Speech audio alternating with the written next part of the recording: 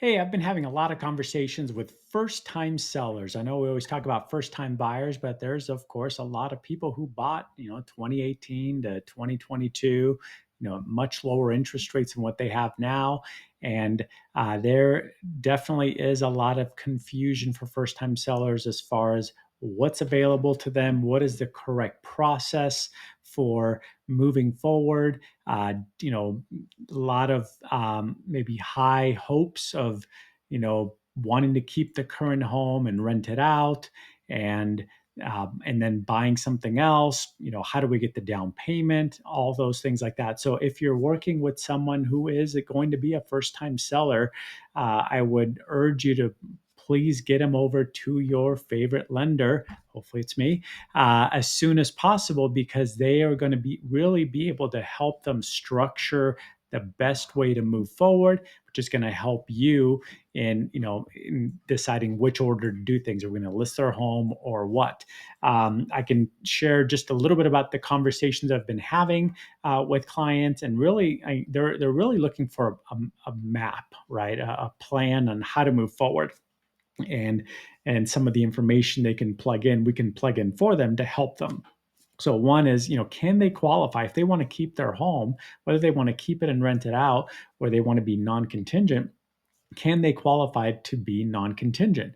If there's two income household or a one income household, and they have some down payment, even if they don't have it, maybe they can get a home equity line or a gift or a 401k loan. Can they put down, let's say, a 5% down payment on the next house? And is there enough income to qualify for both house payments, the new one and the old one, right? And then if that works, then they can qualify simply just to be a non-contingent buyer. Of course, we love those. If not, if they cannot qualify to do something like that, maybe there's a cosigner that can help if it's just a debt to income ratio issue.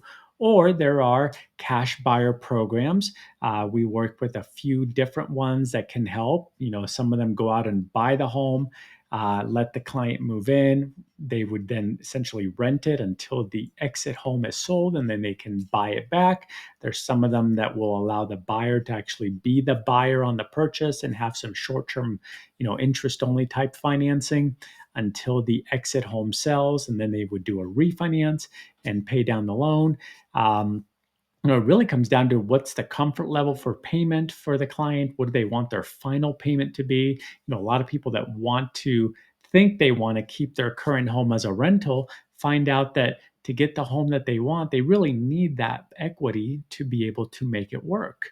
Or else they end up with a much higher payment. Maybe they qualify for it, but if they don't want that payment and they can't sleep at night, then it's not a good long-term solution. So there's lots of interesting conversations that we're having.